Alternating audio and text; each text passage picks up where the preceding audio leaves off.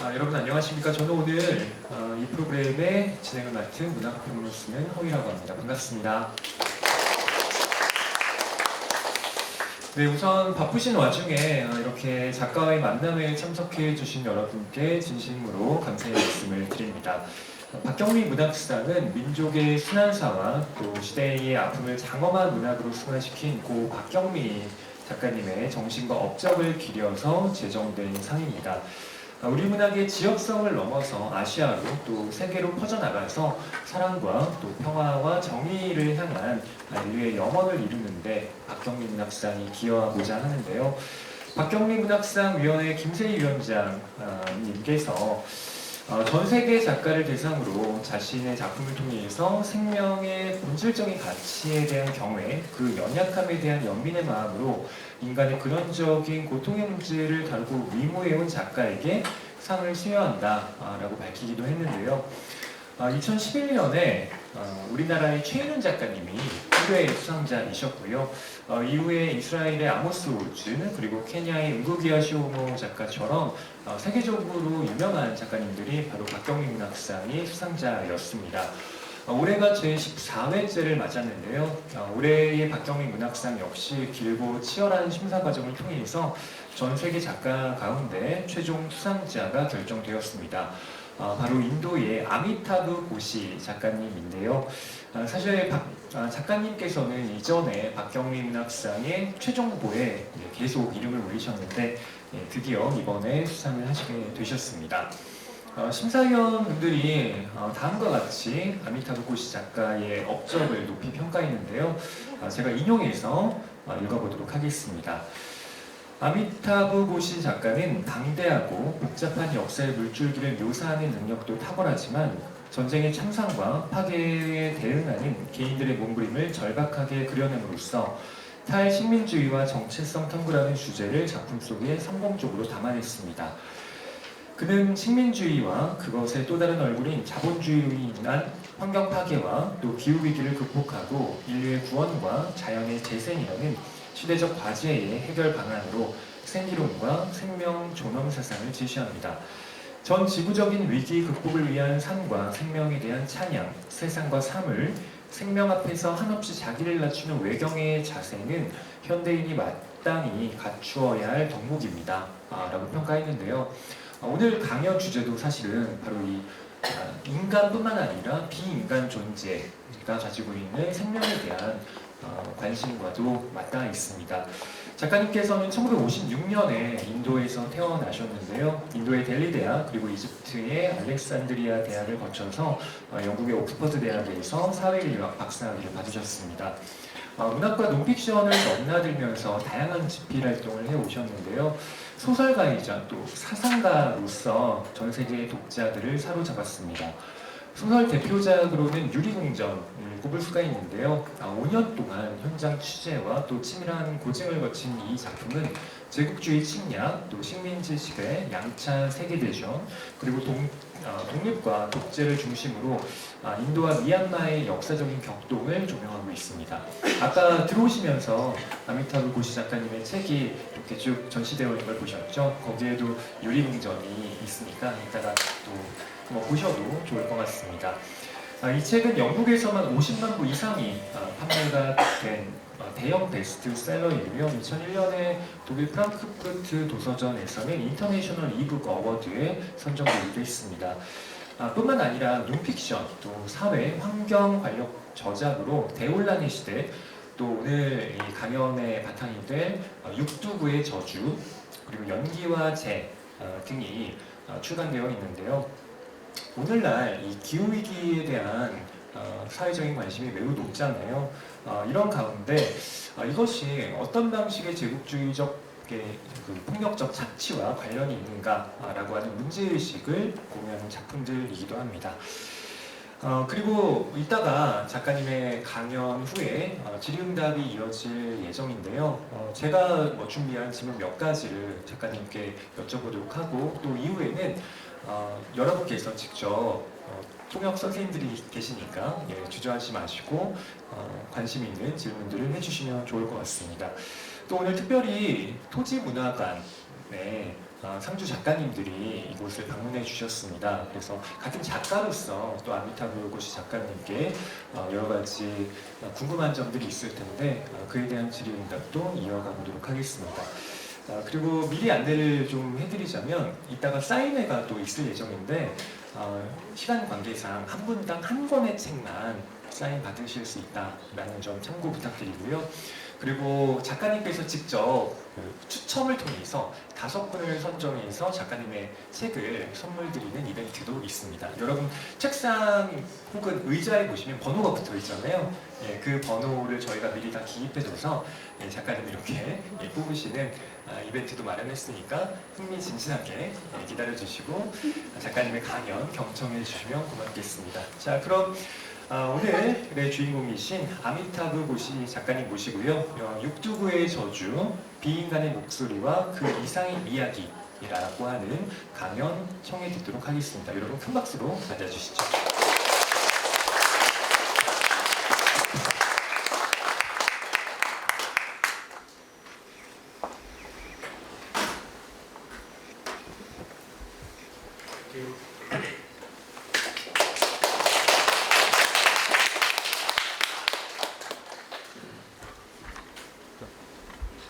Let me begin by saying it's a great pleasure and an honor to be here in this museum of Bakgyongni, who is such a great and beloved writer. So, well, let me begin again then by saying what a pleasure and honor it is for me to be here in this museum to Bakgyongni's amazing work. She was obviously an incredible writer, and it's incredible how beloved she is in Korea. Such a monumental figure, really. So, and thank you all for coming. So I'm going to talk to you today about my book, The Nutmeg's Curse. The story of the book begins almost exactly 400 years ago, in a very faraway place. So far away that very few of you are likely to have heard of it. That place is called the Banda Archipelago, a tiny cluster of islands in the far southeastern quadrant of the Indian Ocean. The largest of these islands is only 2.5 miles in length and half a mile in width.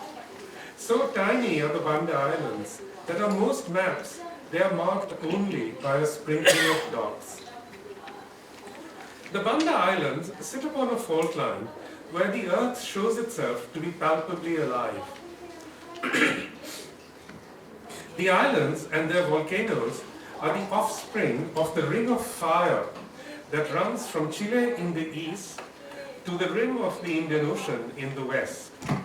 A still active volcano, Gunung Api, or Fire Mountain, towers above the Bandas, its peak perpetually wreathed in plumes of swirling cloud and upwelling steam.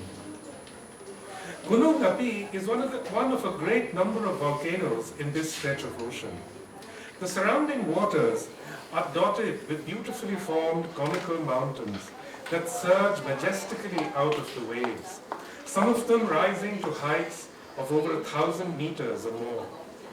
The very name of the region, Maluku, which gave birth to the English toponym Malaccas, is said to derive from Moloko, a word that means mountain or mountain island. The mountain islands of Maluku often erupt with devastating force. Yet there is also something magical about these convulsions, something akin to the pain of childbirth. For the eruptions of Maluku's volcanoes bring to the surface alchemical mixtures of materials which interact with the winds and the weather of their region in such a way as to create forests that teem with wonders and rarities. In the case of the Banda Islands, the gift of Gunung Api was a botanical species that has flourished on this tiny archipelago like nowhere else. This is the tree that produces both nutmeg and mace. The nutmeg is a venturesome traveler. How much so is easy to chart simply because every single nutmeg in the world, originated in or around the Banda Islands before the 18th century. So it follows that any mention of the nutmeg in any text anywhere before the 1700s automatically establishes a link with the Banda Islands. In Chinese texts, those mentions date back to the 1st century before the Common Era. In European texts, the nutmeg appears a century later, which suggests that it had already been in circulation across Europe, Africa, and Asia from long before that time.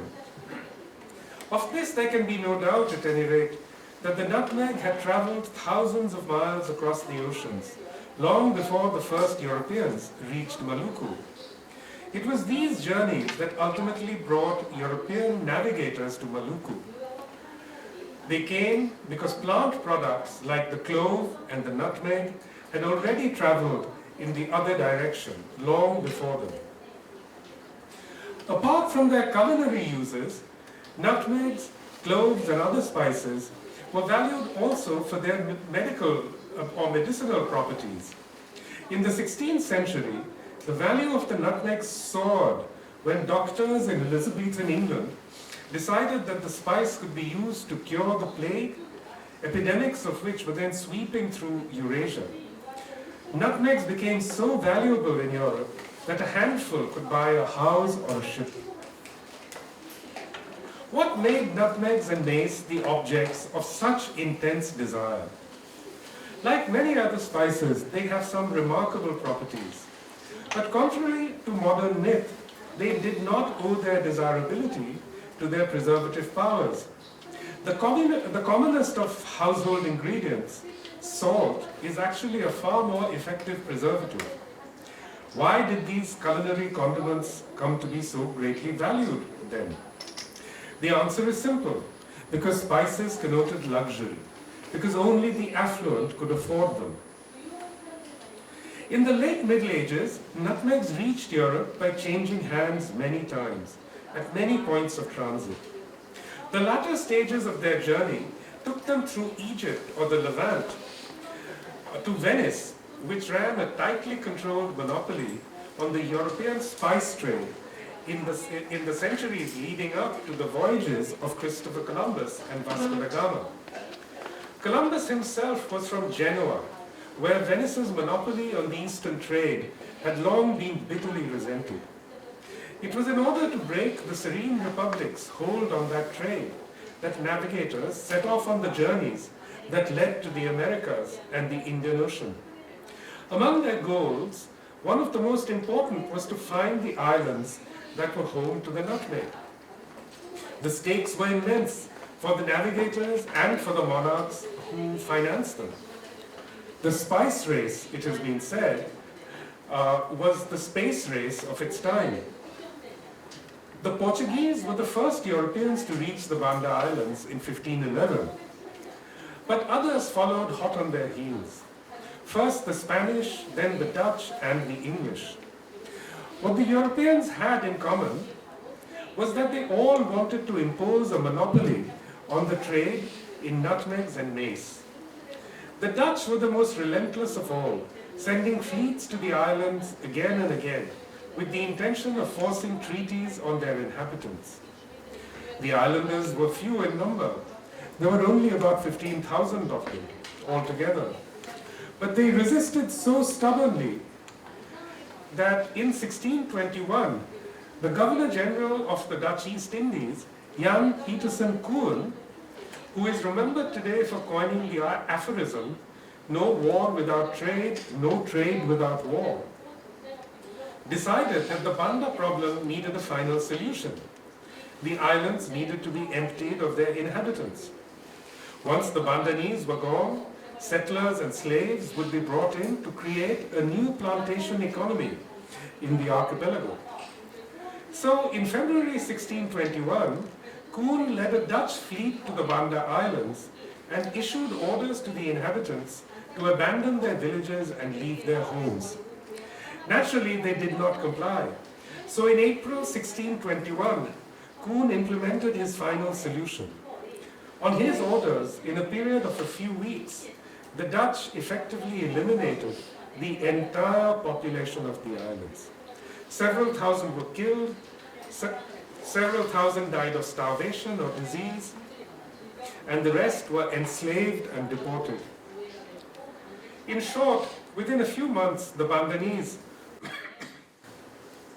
once a proud and enterprising trading community, had ceased to exist as a people.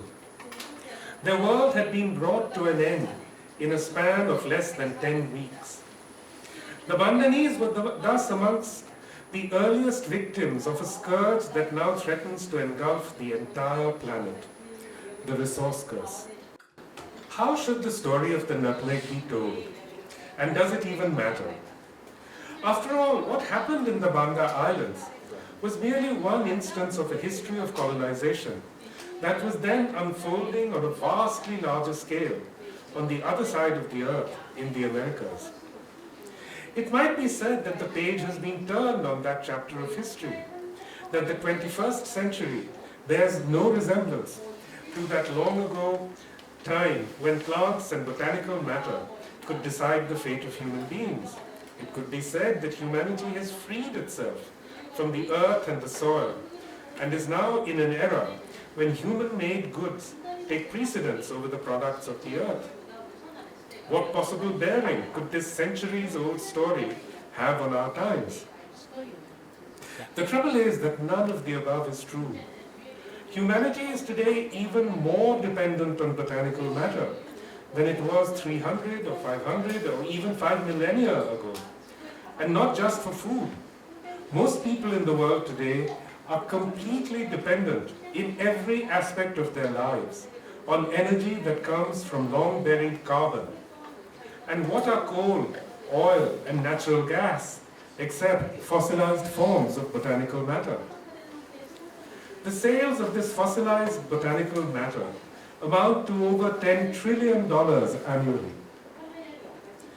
And the trading and transporting of fossil fuels generates another $3 trillion. No human-made commodity comes even close to commanding so large a share of global trade and shipping. If anything, it was in the pre-modern era that manufactured goods like textiles and porcelain accounted for a greater share of global trade. The truth is that human beings have never been more dependent on the Earth's provisions, botanical matter most of all, than they are today. The idea that modern man has freed himself from the planet is not just absurd, it is a dangerous delusion. Once the reality of humanity's ever-increasing servitude to the earth is acknowledged, the story of the Bandanese no longer seems so distant from our present predicament. To the contrary, the continuities between the two are so pressing and powerful that it could even be said that the fate of the Banda Islands might be read as a template for the present, if only we knew how to tell that story. The horror of the story of the Bandanese lies in no small part in the fact that the narratives of their elimination from the land revolves around a tree, a species of incomparable value, gifted to the islanders by the region's volcanic ecology. Yet what can be said about the role of the nutmeg tree in this story? It is certainly true that the history of the archipelago cannot be narrated without reference to the tree, but it cannot for that reason be said that the tree authored or decided the fate of the Bandanese. These questions bring us to the limits of a certain way of telling stories about the past. The empirical documentary methods of historical scholarship depend critically on language, literacy, and writing. Its evidence comes primarily from written records. In the stories it tells, entities that lack language figure only as backdrops against which human dramas are enacted. Nutmegs, cloves, and volcanoes may figure in these stories, but they cannot themselves be actors in the stories that historians tell, nor can they tell stories of their own. For Moluccans, on the other hand, as for many others who live in seismic zones, trees, flowers, and volcanoes are makers of history as well as tellers of stories. For the Bandanese, the landscapes, forests and trees of their islands were places of dwelling that were enmeshed with human life in ways that were imaginative as well as material. The landscape did not exist solely to produce nutmeg. The Bandanese sang songs about nutmegs and volcanoes and told stories about them. For Jan Koen and the Dutch East India Company, on the other hand, the trees, volcanoes and landscapes of the Banda Islands had no meaning except as resources that could be harnessed to generate profit. For them, the trees and volcanoes that were woven into the songs of the Bandanese contained nothing in excess of their utility. The idea that a volcano could make meaning would have been for them merely superstition or even idolatry. Nor in the eyes of the Dutch colonists was there any intrinsic connection between the Bandanese and the landscape they inhabited. They could simply be replaced by workers and managers who would transform their archipelago into a nutmeg-producing factory. This was a radically new way of envisioning the earth. As a vast machine made of inert particles in ceaseless motion. Even in Europe, the mechanistic vision of the world had only just begun to take shape in the 17th century, and then too only among elites. The fact that it happened against the backdrop of the European conquest of the Americas was not coincidental. It was in the wake of the subjugation of those continents that educated upper-class European men began to think of themselves as the subduers of all they surveyed, even in their own countries, and especially within that domain they conceived of as nature, an inert repository of resources which, in order to be improved, needed to be expropriated, no matter whether from Amerindians or European peasants. But this conception, nature, did not apply only to non-human resources. People like Amerindians, Africans, Asians were similarly thought to belong to nature and were therefore also thought to be eligible for appropriation, enslavement, or extermination. Just like non-human resources, these humans too were regarded as mute, brutish, and devoid of agency. Today, not even the most die-hard positivist or mechanist would claim, at least explicitly, that there exists any category of humans who are mute or devoid of agency.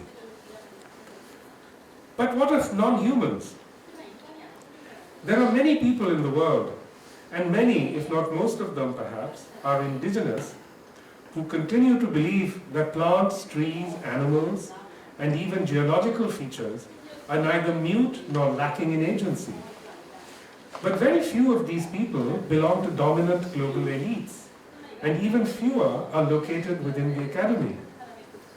For historians, economists, and other academics, non-human entities are still seen as inert and incapable of agency. In that sense, their way of enframing the world is still very much founded on the ideologies that rose to dominance in the wake of European empires in the 17th century. One notable feature of these ideologies is that they were radically centered on humanity. Human beings were regarded as being exalted over all other creatures, and the principal mark of their superiority lay in their possession of language and in their ability to make and understand meaningful statements. Within this view, only humans possess the ability to speak, to act intentionally, and not least to make history. But this invokes the question, who and what is human? Today, the definition of human is often tied to the binomial name Homo sapiens, the wise ape, a taxonomic category that was invented by Linnaeus in 1758. The date tells us a great deal about the phrase Homo sapiens. For example, that it was born of the European Enlightenment amidst the emergence of what we now regard as science. Yet, according to the Linnaean definition, all members of the class Homo sapiens are a single species. Yet, Linnaeus also divided the species into various subspecies according to geography and physical attributes. In other words, even as the Enlightenment was producing the idea of the human as a single species, it was also negating that idea. Hence many, if not most, Enlightenment philosophers believed that there existed a natural hierarchy within the species, Homo sapiens, so that some races and classes were more human than others. We cannot forget that the New World, for example, was represented by its European conquerors as a world without humans, and that it was this that allowed them to attempt the mass extermination of indigenous peoples. Nor can we forget, as Danowski and Viveros de Castro have pointed out, that it was, I quote, the genocide of Amerindian peoples that was the beginning of the modern world for Europe. Without the despoiling of the Americas, Europe would never have become more than the backyard of Eurasia, the home continent of civilizations that were much richer. No pillage of the Americas, no capitalism, no industrial revolution, thus perhaps no Anthropocene either. Equally, from the Amerindian point of view, the end of their world could be seen to be the result of an invasion by a species disguised as humans. So we are confronted with the paradox that the invention of the human went hand in hand with the process of disaggregation, whereby the faculties of speech and reasoning were not regarded as being distributed equally among all humans. Needless to add, these beliefs held powerful sway through much of the 19th and 20th centuries, and are with us even today in vestigial forms. Let us consider for a moment a contrary possibility, one in which living things of many kinds are able, if not to speak, then at least to articulate certain aspects of their being. This is not a far-fetched idea. We now know that trees in a forest are able to communicate with each other in certain circumstances. They can send help in the form of carbon to ailing members of their group. And they can warn each other about pestilence and disease. It is now thought that certain plants can even emit sounds that are inaudible to the human ear, but are audible to some other living things. This suggests that one problem with the question, can the non-human speak, lies in its wording, which rests on the term speak that is pinned to language, a human attribute. In that they lack this attribute, trees could be said to be mute. But in that we lack the ability to communicate as trees do, could it not be said that for a tree it is the human who is mute? So whose definition prevails? The answer to this, again, is far from obvious. It may seem to us that because we have the ability to chop down a tree, that it is we who decide who speaks and who is mute. But many trees have much longer lifespans than human beings. Some live for over 1,000 years. Indeed, you have such a tree here in Wonju. If indeed trees possessed ways of reasoning, we can be sure that they would be calibrated to a completely different timescale, perhaps one in which humans may go extinct or experience catastrophic mortality events. Such a world would be one in which trees could flourish as never before, on soil that will have been enriched by billions of decomposing human bodies. So it may appear self-evident to us that we are the gardeners who get to decide what happens to trees. Yet, from a different time scale, it might appear equally evident that it is the trees who are gardening us. But perhaps this is all wrong. After all, trees and human beings are not, or not just, adversaries competing for space. They are also linked by innumerable forms of cooperation. Perhaps what is at fault here is the very idea of a single species. We now know that the human body contains vast numbers of microorganisms of various kinds. We know that we could not function without their presence. We know that microorganisms influence our moods, emotions, and ability to reason. So, if it is true that the human ability to speak can only be actualized in the presence of other species, can it really be said that the faculty of speech is exclusive to humans? As Anat Singh points out in her brilliant new book, The Mushroom at the End of the World, it seems increasingly that species do not evolve singly, but rather in close intimacy with other organisms. She cites the example of certain animals that are only able to develop fully when they encounter certain specific microorganisms that are not a part of their own genetic makeup. These animals must encounter those bacteria in the world. Without those encounters, they are unable to fully realize their potential. But could it not also be said of humans, too, that the presence of certain other species in specific moments of encounter enable them to transcend their own limitations? Consider one landmark moment in the history of human consciousness, the enlightenment of the Buddha. This event occurred while the Buddha was meditating under a Bodhi tree. Within the Buddhist tradition, for more than 2,000 years, the presence of this tree has been inseparable from that moment. This is not to say that the tree transmits illumination, or even that it is an active participant in the process. Nor is it at all the case that everyone who meditates under a Bodhi tree will achieve enlightenment.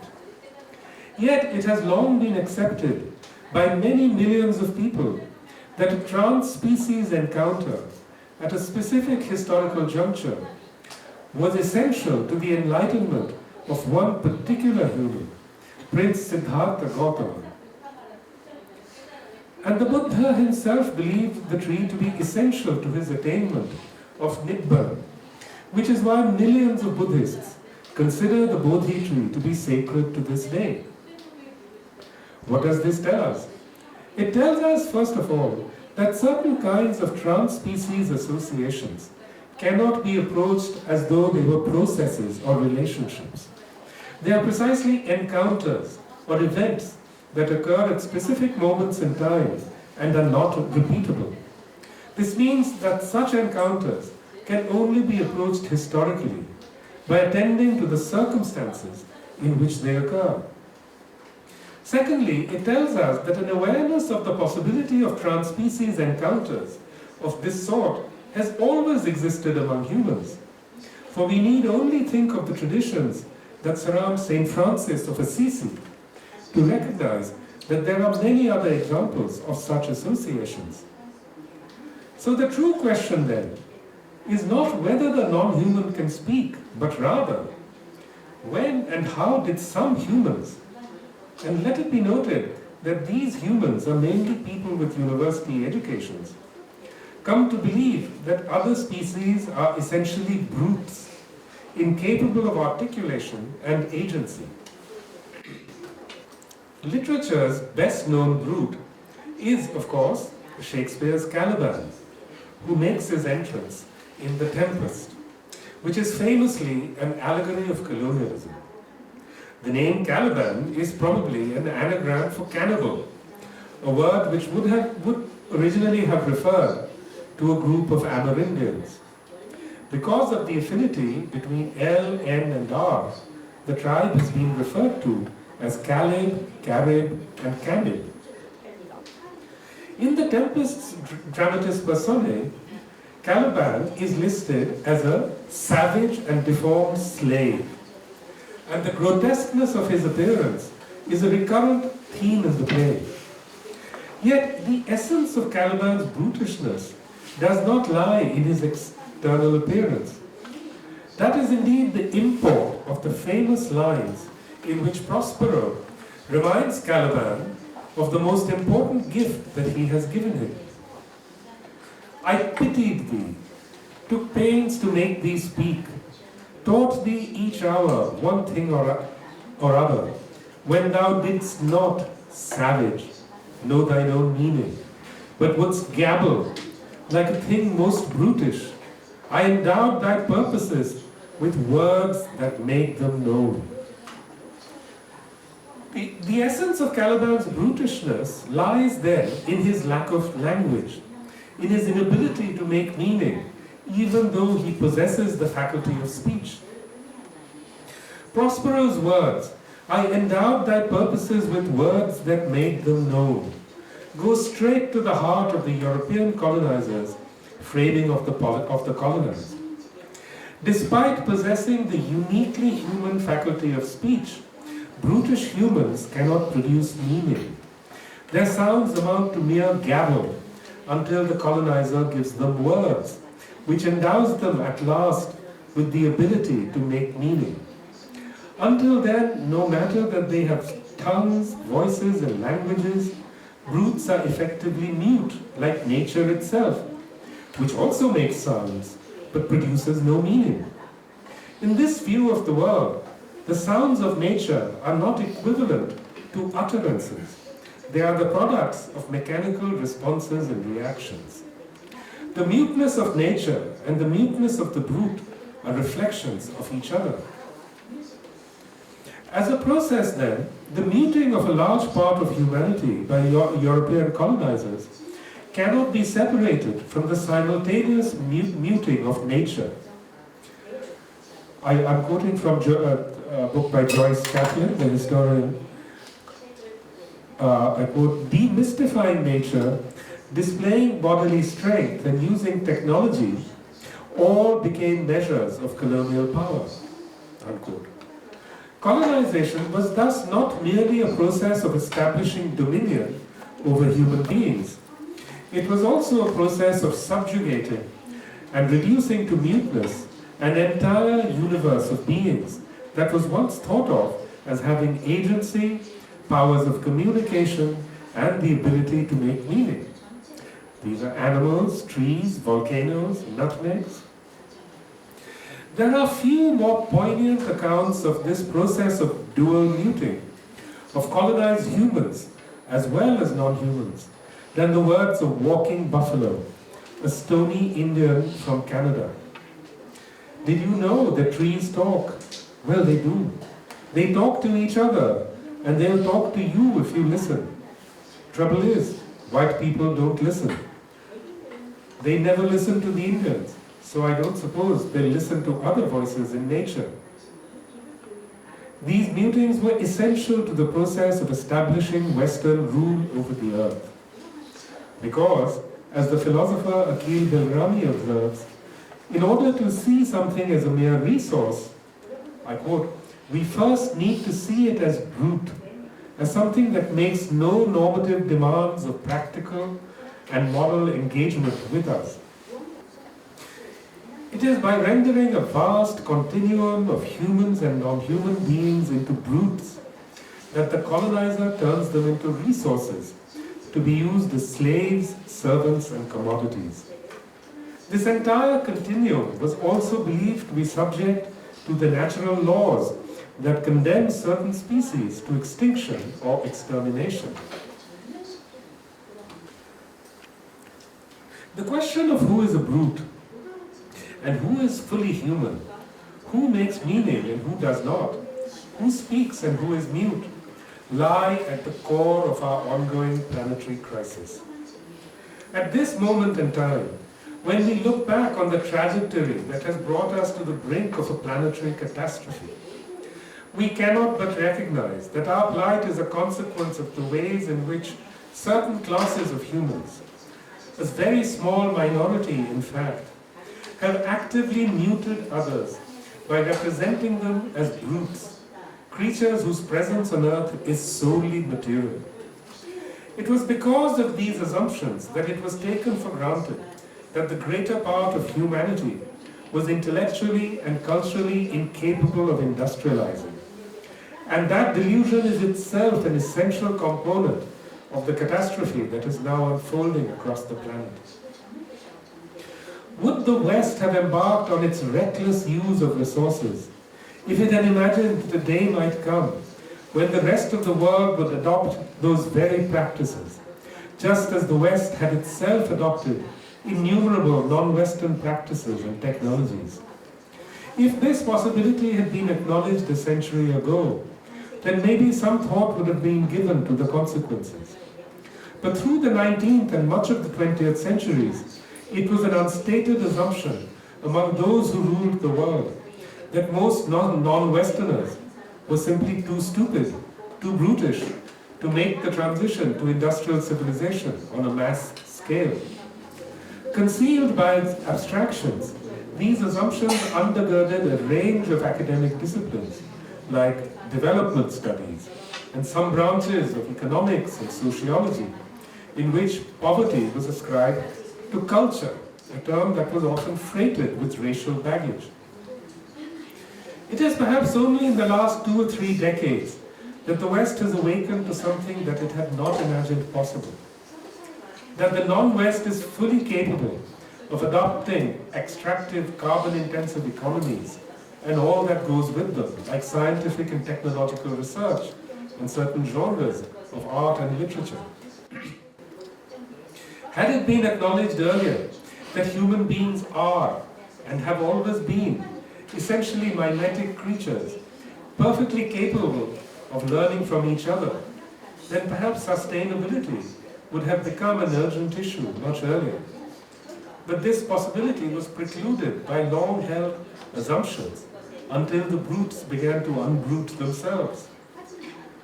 The terrible irony is that the unbrooting of the middle classes of the non-West was achieved precisely by repeating and even intensifying the processes of brutalization that was set in motion by Europeans' colonial conquests. In India, over the last 3 decades, the beliefs, practices, and livelihoods of forest peoples have come under attack as never before. In hideous mimicries of the settler colonial treatment of indigenous peoples, more and more forest areas have been opened up to the mining and tourism industries, sometimes with the support of exclusionary conservationists who advocate the removal of forest dwellers in the name of ecology. Forest people's sacred mountains have been desecrated, their lands have been swamped by dams, and their beliefs and rituals have come under attack as primitive superstitions, exactly the terms that were once used by colonial administrators, scientists, and missionaries. The replication of colonial practices extends even to removing tribal children to boarding schools. Similar processes are underway also in China and in Indonesia. The difference is that these mimicries of colonial brutalization have unfolded not over centuries, but in a few decades, going back to 1990. Half the greenhouse gases that now are in the atmosphere were emitted in the last 30 years. It is the tremendous acceleration brought about by the worldwide adoption of colonial methods of extraction and consumption that has thrust us to the edge of the precipice. This compressed time frame has, however, seen to it that humans too are no longer as mute as they once were.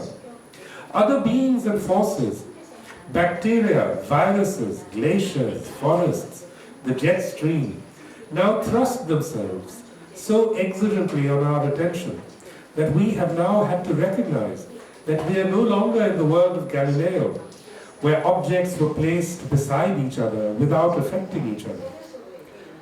We are now in Gaia, which is, as Bruno Latour has pointed out, I quote, a world of agents constantly interacting with each other. Everything we experience on Earth is the unforeseen, secondary, and involuntary effect of the action of living organisms. An essential step toward the silencing of non-human voices was to imagine that only humans are capable of telling stories. This again is not an idea that people have always subscribed to. Many, perhaps most of the world's people, still don't. It is essentially another elite idea that gained ground with the onward march of the mechanistic metaphysic. Yet today the idea that humans are the only storytelling animals appears self-evident to those who subscribe to it. Consider, for instance, this passage from one of the finest portrayals of a landscape in contemporary literature, Graham Swift's superb 1983 novel, Waterland. Only animals, says one of Swift's characters, live entirely in the here and now. Only nature knows neither memory nor history. But man, let me offer you a definition, is the storytelling animal. Wherever he goes, he wants to leave behind not a chaotic wake, not an empty space, but the comforting marker buoys and trail signs of stories. Unquote. This passage serves as the epigraph for a fine article by the environmental historian William Cronin. The article is on the nature of narrative, and Cronin argues that the fundamental difference between a mere succession of events, which he calls a chronology, and a story is that the latter joins events together in a way that invests them with meaning. This, he assumes, is a specifically human ability. Hence, he writes, narrative is a peculiarly human way of organizing reality. So once again, what is really at stake is not so much storytelling itself, but rather the question of who can make meaning. Once again, the assumption is that non-humans cannot make or discern meaning. As with so many other attempts to define the exceptionalism of human beings, this idea is tenable only if meaning-making and storytelling are defined in a circular fashion, as being tied to human forms of language. But is it really the case that experiences cannot have any meaning in the absence of language? Clearly, this does not obtain for pre-linguistic humans. It is well known that even infants understand and make many kinds of meaning. So why should it not be possible to connect experiences into meaningful patterns in other ways, through memory, sight, or smell, for instance? Any pet owner knows that a dog understands as meaningful the relationship between the home, the park, and certain times of day. For the dog, is this a chronology or a narrative? Either way, it is clearly not the case that the dog lives entirely in the here and now. Its experiences are sequential and are understood to unfold in time and space. The importance of sequencing will be evident to anyone who has ever tried to write a story. A narrative is nothing if not an arrangement of a sequence of events. This is why the sentences that connect one paragraph to another are of such vital importance. They provide the sequential connections between events and places out of which a meaningful narrative emerges. This kind of narrative sequencing is analogous to movement through time as well as space. This is exactly what is meant by the unfolding of a story. That may account for why so many of the world's earliest and most powerful narratives are stories that unfold through movement. For example, the Ramayana, the Odyssey, the Norse sagas, the Journey to the West, and so on. It is well established now that many animals have long memories and are able to communicate in complex ways. Some of these animals, like elephants, whales, and migratory birds, also move over immense distances and appear to have attachments to particular places. These movements cannot be described as purely mechanical, instinctive, or lacking in meaningful sequences. Humpback whales, for instance, mark the passage of time by changing their songs from year to year. This would hardly be possible if they lived entirely in the here and now. As far back as the 1930s, the biologist Jakob von Uschkel demonstrated that many animals actively interpret their surroundings, creating their own experiential worlds. This idea has long been anathema to those who believe that it is a cardinal error to attribute human qualities to animals. But as Eileen Christ has so persuasively shown in her book, Images of Animals, Anthropomorphism and Animal Mind, to rigorously avoid anthropomorphism is only to risk falling into the related fallacy of mechanomorphism, the assumption that animals are machine-like creatures that cannot, in principle, be endowed with minds or interpretive faculties. In short, there are many good reasons to conclude, as Donna Haraway does, that, I quote, storying cannot any longer be put into the box of human exceptionalism, unquote. The anthropologist Tom Van Duren goes even further. In a fascinating study of a flock of penguins who doggedly return year after year to the shores of a Sydney suburb, he concludes that the bird's attachment to the place arises out of storying. He writes, I quote, experiencing beings like penguins represent the world to themselves too. They do not just take in sensory data as unfiltered and meaningless phenomena, but weave meaning out of experiences so that they, like humans, inhabit an endlessly storied world, unquote. It would seem then that the idea that humans are the only storytelling animal is by no means an unproblematic reflection of reality. It is something that some people like to believe, just as some once believed that most humans were brutes and thus incapable of making meaning. It is, in other words, a construct, one that is intimately connected with structures of power and with the forceful repression of the awareness of non-human forms of agency and expression. Not surprisingly, in this matter too, the hand of power has often fallen hardest on indigenous peoples. When we think of the suppression of stories today, our minds leap immediately to dissident literature and authoritarian regimes. Yet there were other kinds of stories that were also suppressed or repressed for quite different reasons over much longer spans of time. For example, the Omaha narratives of the Laguna Pueblo. In Leslie Marmon Silko's words, these stories are about the conversations that coyotes, crows, and buzzards used to have with human beings. In her memoir, The Turquoise Ledge, Silko recalls how in her childhood, Omaha stories could not be mentioned in certain public spaces because they revealed, I quote, the Laguna spiritual outlook towards animals, plants, and spirit beings. The stories existed in the shadows as a secret law. It is perfectly possible then that far from being an exclusively human attribute, the narrative faculty is the most animal of human abilities, a product of one of the traits that humans indisputably share with animals and many other beings, attachments to place. Perhaps then storytelling, far from setting humans apart from animals, is actually the most important residue of our formerly wild selves. This would explain why stories, above all, are quintessentially the domain of human imaginative life, in which non-humans had voices, and where non-human agency was fully recognized and even celebrated. To make this leap may be difficult in other more prosaic domains of thought, but it was by no means a stretch in the world of storytelling, where anything is possible.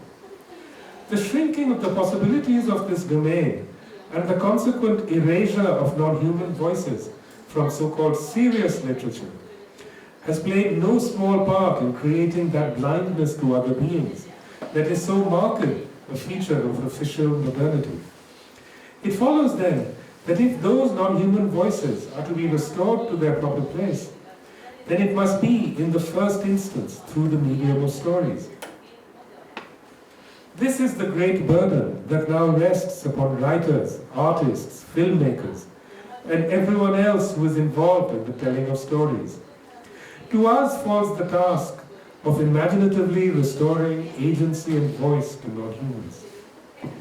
As with all the most important artistic endeavors in human history, this is a task that is at once aesthetic and political. And because of the magnitude of the crisis that besets the planet, it is now freighted with the most pressing moral urgency. 감사합니다.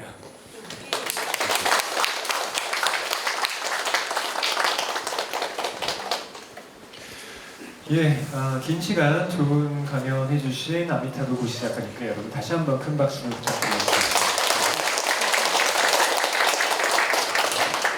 네, 오늘 강연해주신 이 육두구의 저주라고 하는 강연의 내용은 저기 전시되어 있는 책에도 자세하게 내용이 적혀 있습니다. 그래서 관심 있으신 분들은 그 책을 정독해 보시길 개인적으로 말씀드리고 싶고요.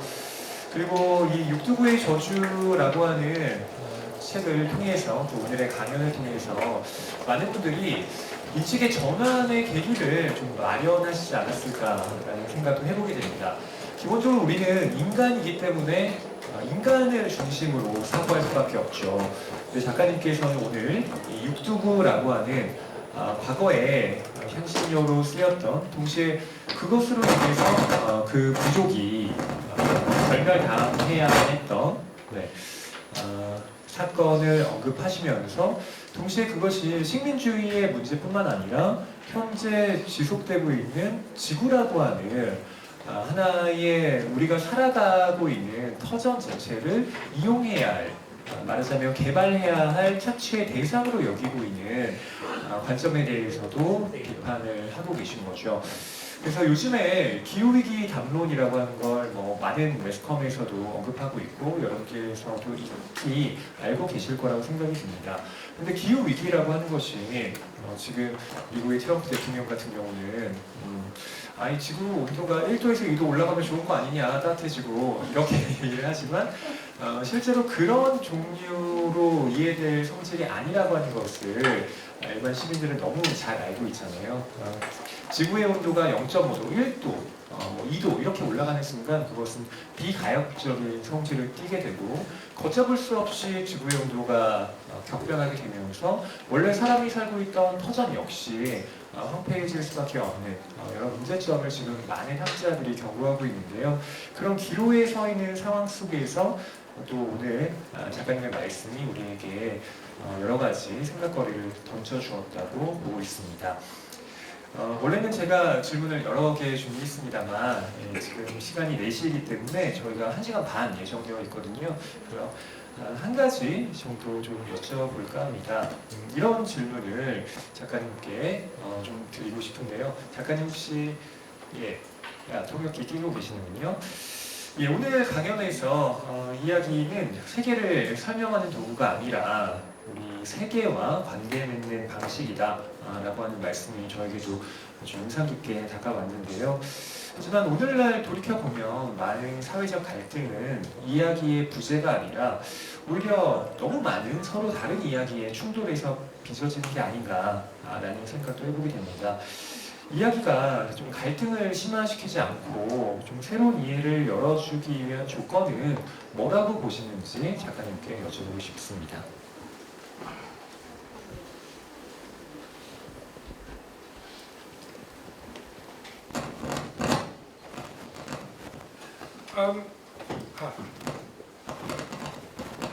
Well, that's a very good question. What can stories tell us about how we relate to the non-human agencies that surround us on all sides? And I have not been able to read Bakgyongni's Toji because I've only recently received a translation of the books. But it's very interesting that she chose to call her book The Land, so that she named it after her connection with the earth. And from everything I've heard about her, it seems to me that she had a very great interest in exactly what I'm talking about, that is to say, the non-human in many different forms, that is trees, but also animals of various kinds. And I think this is something, within our Asian traditions, we can very easily understand. Because, in the West, the way that the idea of rationalism or the idea of science developed, there was a sense in which the scientific way of thinking was always thought to be mechanical and mechanistic, where the world around you was essentially inert and where nobody else had other ways of thinking. So it was thought that if you didn't think in that way, you couldn't adapt to technology. You couldn't adopt science. You couldn't adopt technology. But the Japanese were the first to prove this wrong. Because the Japanese, as we all know, on the one hand, they're extremely adept at science and technology. On the other hand, they have complete faith in so many kinds of non-human agencies, and especially natural agencies. And that's why they're so good at telling stories about ghosts and demons and so on, even very modern stories about ghosts and demons, who are also non-human, who are human and non-human, if you will. So I think in our parts of the world, the situation is quite different from that of the Western world, where really to be modern is really to regard everything that is not human as dead. 예, 작가님 말씀 감사드립니다. 일본의 사례도 말씀을 해주셨는데 또 최근에 개봉을 앞둔 영화가 있죠. 바로 제임스 카메론 감독의 아바타라고 하는 영화가 있습니다.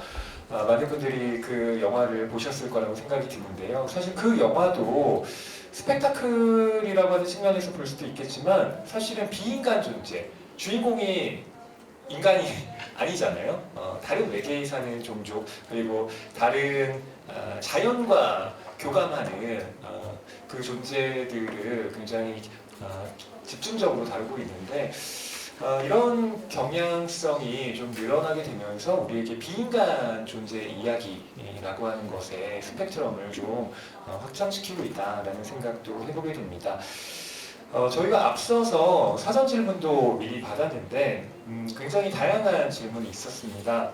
예컨대 아미타브 고시 작가님의 이름은 본명인가요? 네, 질문도 해주셨고요. 네, 근데 오늘은 그 육두구의 저주가 또 주제인 만큼 이 강연 내용과 관련된 질문을 여러분께서 좀 해주시면 어떨까 부탁 말씀을 드리고요. 또 제가 받았던 사전 질문을 대독하는 것보다 지금 이 자리에 계신 여러분께서 작가님과 직접 소통하는 시간을 가져보시면 좋겠습니다. 질문이 있으신 분들은 손을 들어주시면 저희가 마이크를 전달 드리도록 하겠습니다. 그리고 오늘 또 외국 작가님들도 오셨는데 작가님들께서도 자유롭게 말씀을 해주시면 될 것 같습니다. 네. If you have a question, please raise your hand. Yeah.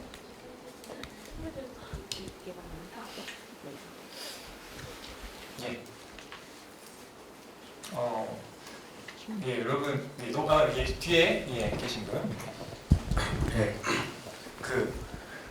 어떤 인간과 자연의 관계를 이룬다. 저는 조화를 이룬다고 생각했거든요. 이해했는데 그러면 이 인간과 자연은 대체 어떻게 조화를 이루어야 되는지 궁금합니다.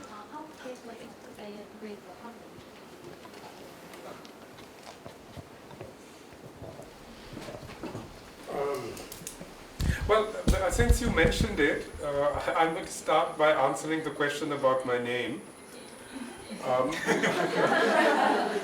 No, this is not a pen name. My name is Amitav Ghosh, but the name Amitav is actually it's the name of the Amida Buddha.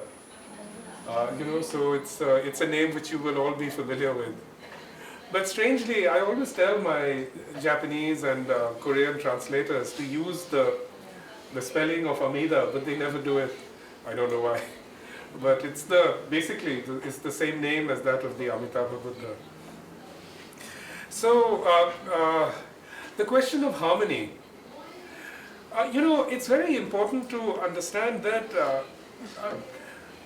that there's never anything so simple as a human interaction with the environment which is completely innocent, as it were. Humans, ever since the beginning of time, have always interacted with the environments about them. And the environments that have really flourished are those in which humans have been able to learn from the land. You know, so for example, the Amazon, the entire Amazon basin, before European colonization, was thought to have been home to more than 9 million people.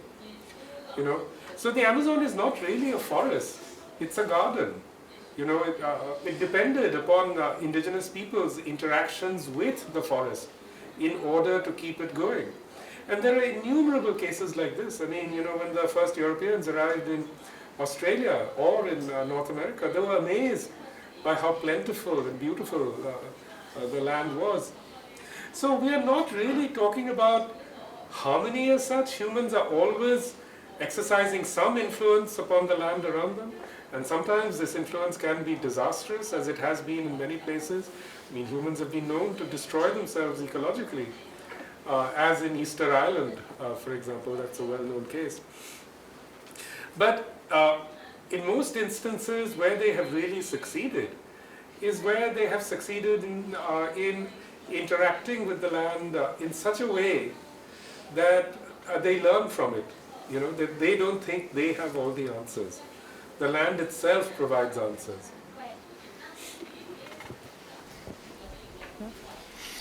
예, 좋은 질문 해주신 선생님 감사드립니다. 예. 그리고 뭐 제가 아까 영화 말씀을 드렸지만 한국에서도 우리가 돼지와 얼마나 깊은 관계를 맺을 수 있는가. 봉준호 감독의 옥자라고 하는 영화가 있죠. 근데 그 옥자라고 하는 영화가 벌써 나온 지 한 10년 정도가 됐는데 물론 아주 큰 평가를 받지는 못했습니다만 지금 돌이켜보면 사실 우리가 당연히 그냥 식품으로서 먹고 있는 돼지고기가 아니라 그 돼지라고 하는 존재가 사실은 하나의 어떤 개체로서의 어떤 소중함을 가지고 있다라고 하는 것을 또 일찌감치 이야기를 하기도 했는데 그 조화의 관점이라고 하는 것이 굉장히 다양한 형태로 지금 문학이나 영화에서도 좀 다뤄지고 있다라고 하는 것을 우리가 좀 생각해 볼 수 있을 듯합니다. 예, 또 다른 분 질문 받도록 하겠습니다. 예, 가장 앞에 계신 분. 제가 마이크 Thank you so much for giving us a talk today.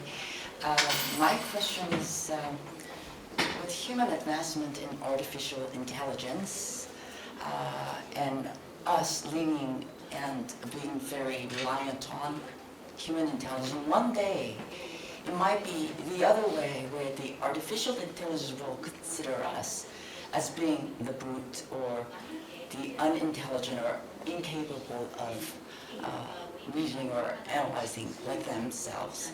And so would this become more of a karma thing? And I think that you're bringing this sort of awareness to not only to Easterners but also non-Westerners, Westerners. I think it's a great thing. But I think this might be something that we need to think of. Will it become a karma, where we show no respect for nature, and that in a way we will basically receive sort of that karmic thing back to human race. So thank you so much for bringing up that awareness to us all. Thank you. That's a very good question. I mean,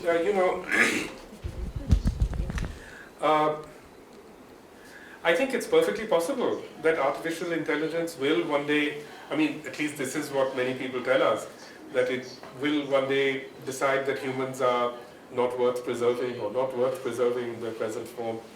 I'm not a technological expert. I can't tell you whether that is the case. But I do remember once that, I was interviewing a young Bengali refugee who had crossed the Mediterranean in a leaky boat, and we were talking about migration and the migration crisis, so-called migration crisis in Europe. And he said to me, you know, there's a very easy way that these politicians can stop the migration if they really wanted. All they have to do is shut down the internet. And that really made me think, can the internet be shut down? I mean, would it allow itself, on the whole, to be shut down? I don't think it would. So in that sense, it's already achieved a certain kind of singularity, you know, that nobody can override its intentions.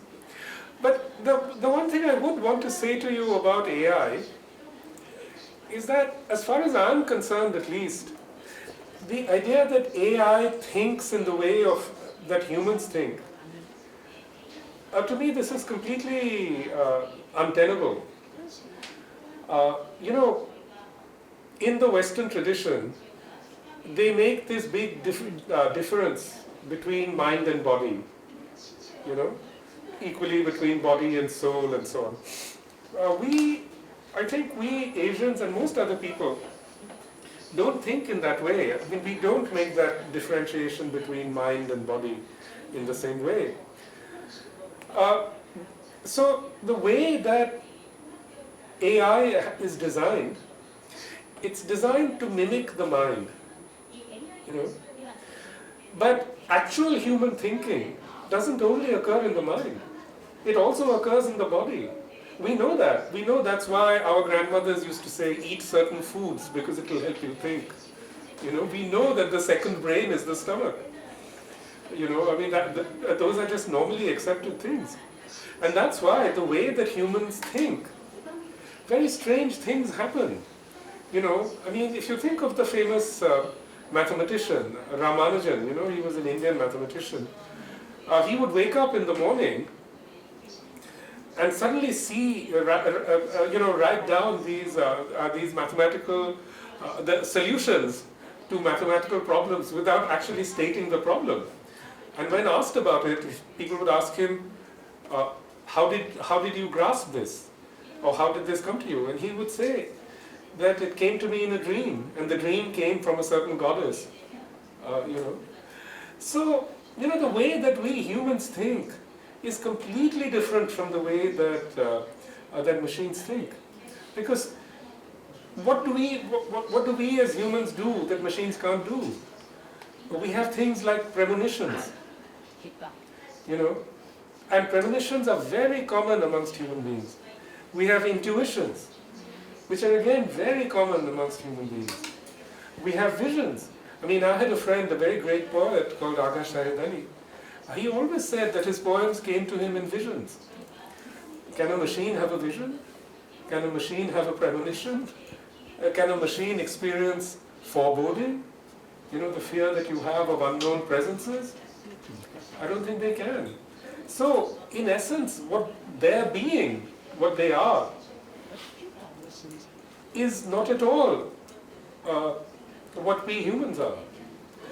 And so, I think it's the idea that these Silicon Valley people have, that basically that a machine can outthink a human, to me is absurd, you know. I mean, they can outthink you in certain things. Maybe they can play chess better than you and so on. But they will never have the full range of thought that we have. That's once again the intellectual eliticism, you know, sort of similar thing. Where you're saying that the humans have a different kind of capacities that can be explained, and then machines cannot duplicate such things. This is my concern: is one day we are so reliant upon them that we may lose some of these things, and one day they may dominate us, like the movie Terminator. This is my concern. You're right. We have lost. We increasingly have lost many of these abilities that humans were born with. For example, Polynesian navigators, you know, when they were navigating in the Pacific, they could read currents, they could read waves. They had no compasses, but they could read the color of the water, you know. And those abilities have been lost. But now they're trying to teach them again, you know. But there are so many other abilities that are really lost. And we know also that, you know, the very fact, I mean, we're talking about, you know, very advanced forms of literacy, if you like, but even the introduction of literacy changed the nature of the mind. You know, people who are not literate experience the world in a very different way. And actually, it's they who will preserve the human abilities for us. 예, 예, 지금 우선 가운데 계시, 저기 갈색 가디건 입으신 분이 먼저 손을 들어주셨는데요. 예. 먼저 생명의 복잡성과 다양성에 대해서 들려주셨는데 과학적 증거로 진화가 입증되었다면 문학적 관점으로 볼 때 자연이 주는 초월적인 언어 능력은 창조론의 영역에서 여전히 의미를 찾아야 한다는 그런 주장에 대해서는 어떻게 생각하시는지 궁금합니다.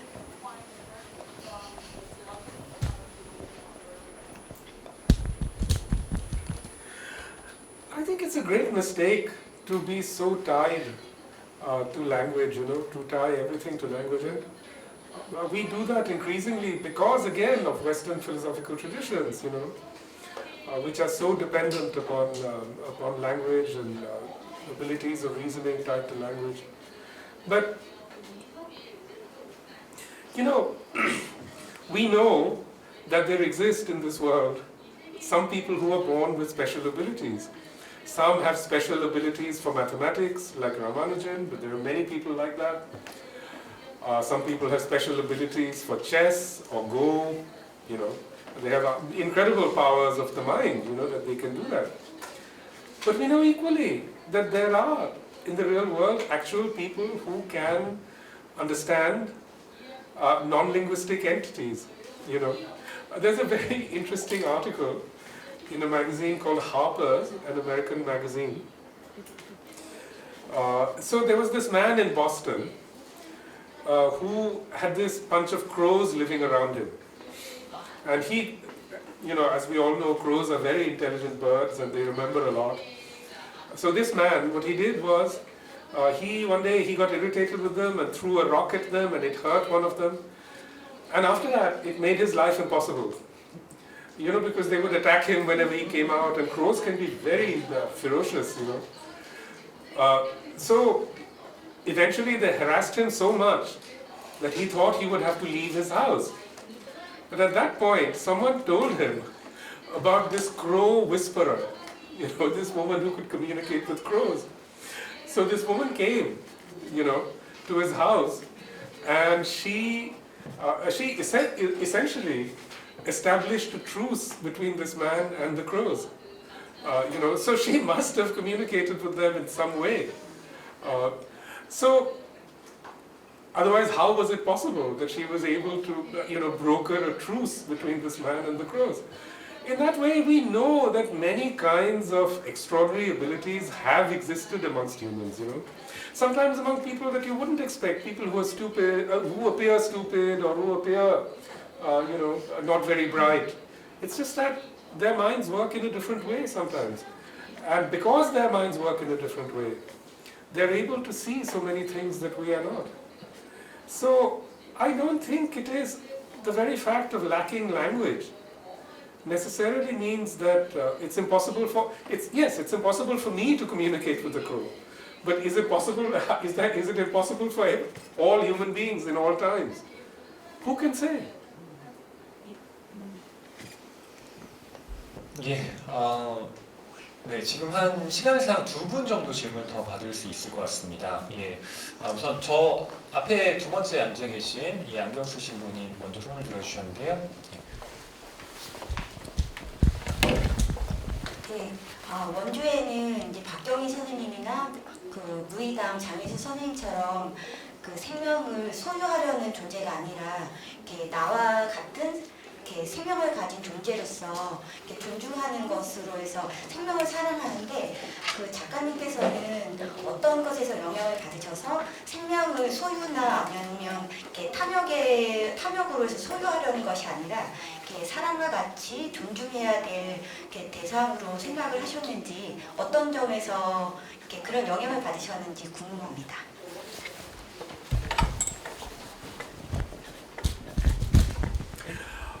Well, as I said, I think Bakgyongni was a very remarkable person in that she was very invested in creating relationships with non-humans of many different kinds, cats, and also with trees and with the whole world she had around her, including the mountainside.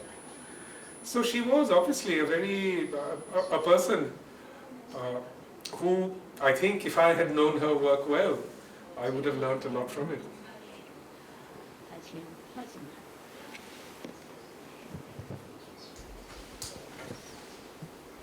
예, 아미타브 고시 작가님께서는 어떤 계기로 이런 생명에 대한 좀 새로운 관심을 갖게 되셨는지 여쭤보셨는데 조금만 더 보충 설명해 주시면 어떨까 합니다.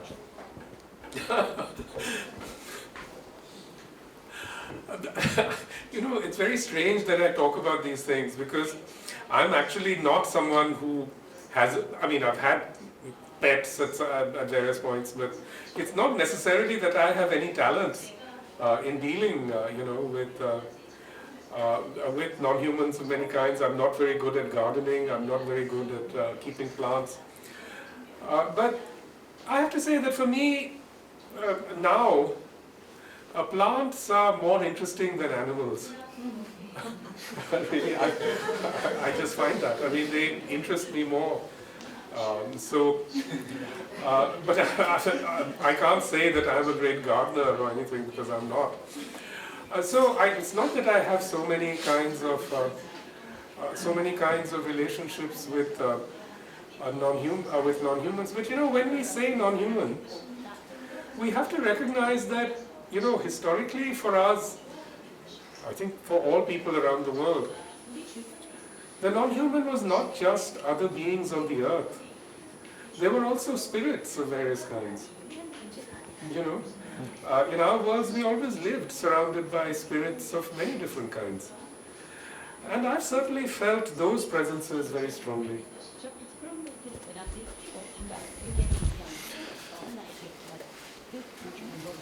예,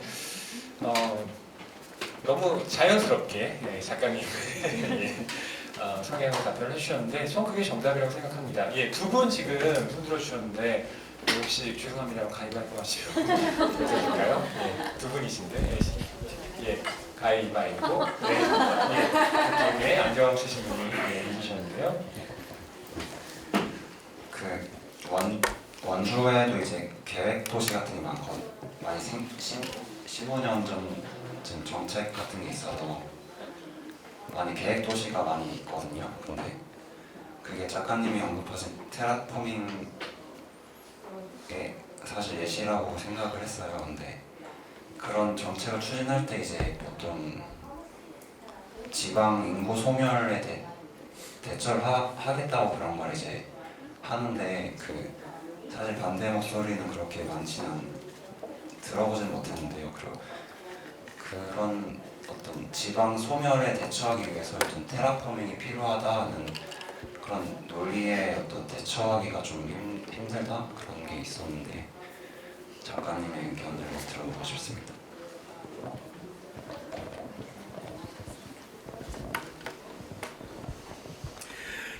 I am very hesitant to speak about, to talk about solutions in a general sense, because I think that is really one of the problems with the world.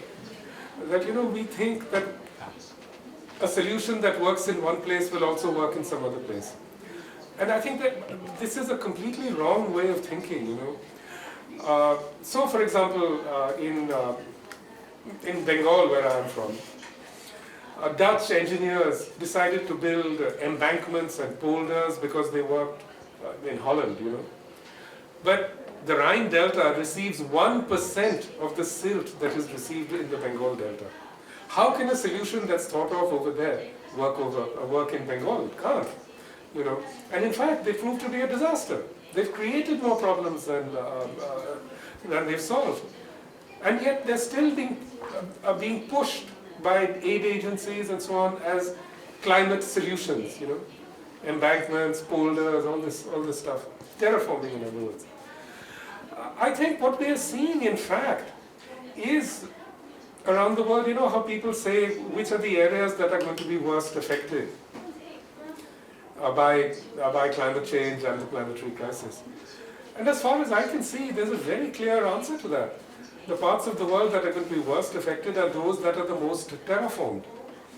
And we can see this already now. Italy was the world leader in terraforming going back to the 17th century.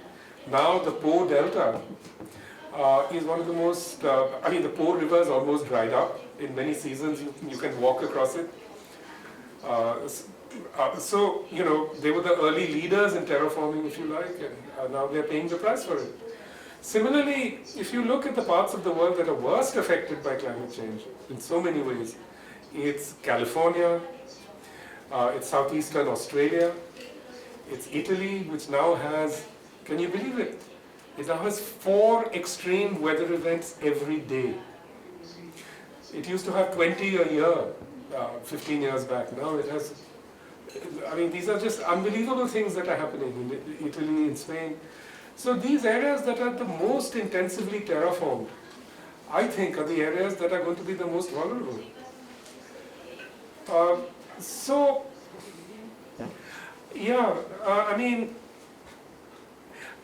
I think it's actually demonstrably the case that this is, that what we are seeing today is the revolt of the earth against the ways that we have tried to terraform it.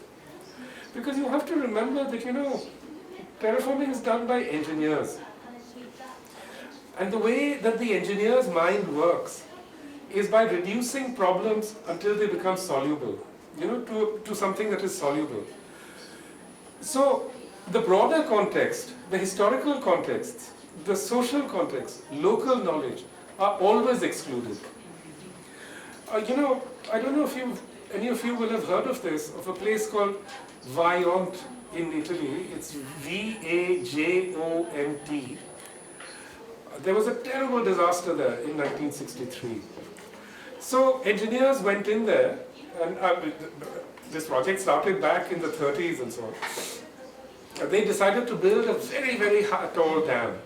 This is in the mountains, the Dolomites, which are very mountainous, So they built this dam, enormous dam, and they said, oh, it's so strong, nothing can ever happen to the dam. But the mountain that overlooks the dam is actually called Mont Vec, which in the local dialect means unsteady mountain. And all the local people told them that this mountain is seismically unsteady, we feel it all the time. And everybody said, no, you're just superstitious peasants and so on. And then in 1963, in just one night, an entire hillside collapsed into the reservoir lake of the dam. So millions of liters of water. The dam didn't break. The dam was indeed strong, but millions of liters went over the dam in this vast wave, which swept down the river valley, killed 2,000 people. Entire towns disappeared. So I think this is the problem, that the people who run our civilization are mainly engineers, today. And engineers are, of all people, I think the least equipped to think about the wider problems.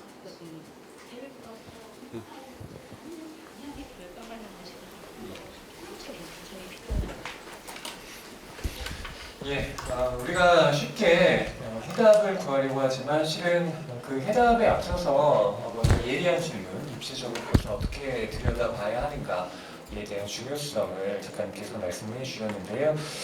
이제 마지막으로 작가님께 여쭤보고 싶은 것은 오늘 이 강연의 자리가 어떠셨는지, 또 이제 한국에서의 여정을 슬슬 마무리해가는 단계에 와 계신데 이런 독자분들에게 좀 해주고 싶은 말씀이 어떤 것이 있는지 여쭤보고 싶습니다.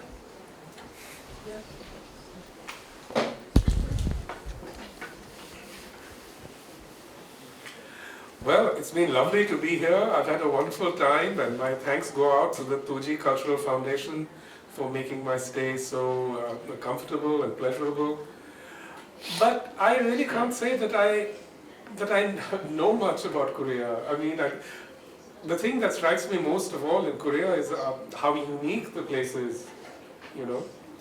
And how can I claim to you know, have any opinion about it? I don't really know. But you know, the one really remarkable thing I find is that so much of the finest Korean work in film and in television really it really resonates with me, not just with me, with many people in India. So, for example, I thought Snowpiercer is such a powerful movie because it's a movie about climate change, of course, but it's also a movie about inequality and climate change. And of course, I think inequality is the fundamental driver of climate change. You know, similarly, Parasite, you know, is such an interesting exploration of inequality, and especially of this whole neoliberal structure world that we live in. But I also watched this series, which I gather is not very popular in Korea, but it's immensely popular in India. It's called Crash Landing on You. Yes. But you know, strangely, that series really spoke to people in India, you know. And I think the reason for that is that in India too, there are so many divisions, you know, that have arisen in the modern era, you know, between people who are actually very closely connected, you know, who understand each other's lives and cultures and so on. I think that really resonated for for an Indian audience.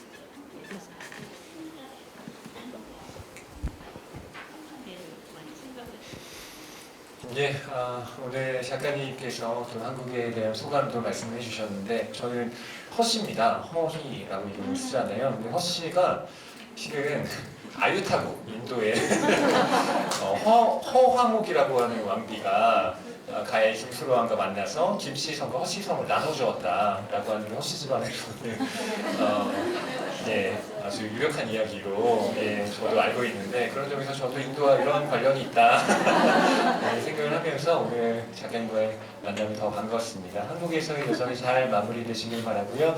오늘 좋은 강연 들려주신 아미타브 고시 작가님께 여러분 큰 박수 부탁드리겠습니다. 네, 그리고 이제 여러분 개방에 책 추첨 시간이 있는데요.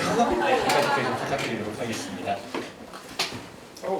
네, 5분 추첨을 하겠습니다. 번호를 좀 불러주시면 좋을 것 같습니다. 예, 불러주시죠. 예, 44번. 예, 44번. 예, 축하드립니다. 예, 잠깐. 예, 저쪽에서 축하드립니다. 예, 그리고 한 번 더.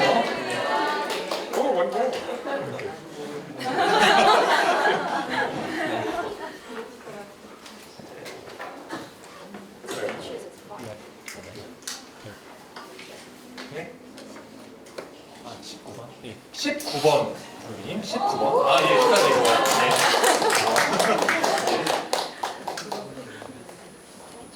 Yes.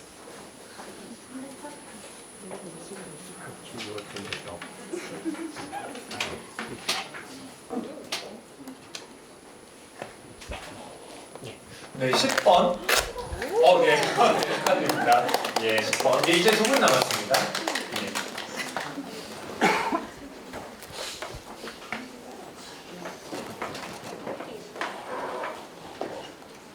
예, 39번입니다. 예, 39번 누구시죠? 네, 축하드립니다. 예, 마지막 한 분입니다.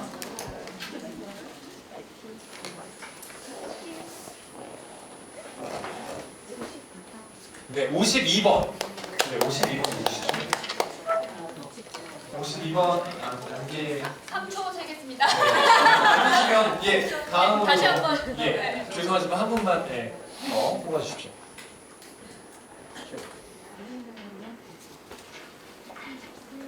예, 33번입니다. 예, 축하드립니다. 예. 네, 이렇게 방금 추첨을 했고요. 이제 사인에 안내해 주시면 좋을 것 같습니다.